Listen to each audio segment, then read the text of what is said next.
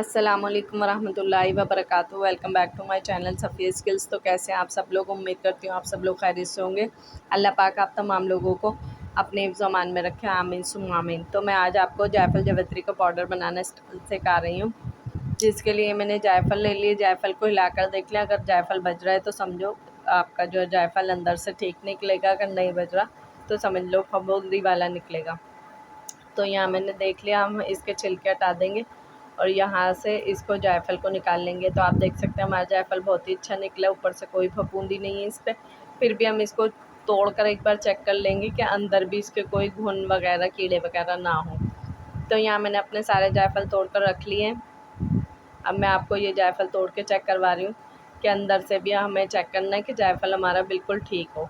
तो आप देख सकते हैं हमारा जायफल अंदर से भी बिल्कुल ठीक निकला है, बिल्कुल छालिया जैसा होता है ये। तो हम इसको अब इमाम दस्ते में डाल के कूट लेंगे। तो यहाँ हम अपने जायफल कूट रहे हैं सारे। फिर उसके बाद मैं आपको जावित्री दिखाऊंगी। ये जावित्री होती है, एक बार आप जायफल जावित्री का पाउडर बना के रख लेंगे ना, तो आपको बहुत सारी चीज़ों में यूज़ करने में आसानी होगी। आप हमेशा इसको बना के फ्रिज में रखें, बाहर बिल्कुल नहीं रखें वरना ये ख़राब हो जाएगा।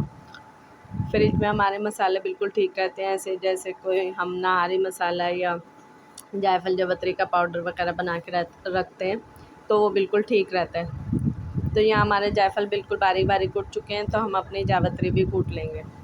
आप दोनों हम वज़न लेके कूट सकते हैं। जैसे आपने 50 ग्राम जायफल लिए तो 50 ग्राम ही आप जावित्री लेकर उन दोनों को कूटेंगे। तो यहाँ हमारा जायफल जावित्री का पाउडर तकरीबन तैयार हो गया। बस इतना ही हमें दरदरा कूटना है, कोई छानने वगैरह की ज़रूरत नहीं है। बस इसको हम डायरेक्ट शीशी में भर कर रख लेंगे। तो आप भी जायफल जावित्री का पाउडर बनाएं और अपने कोरमे में और बिरयानी में, यखनी में डालकर खुशबू और जायके को बढ़ाएं। Keep watching Safia skills. Allah हाफिज़, अल्लाह निगहबान।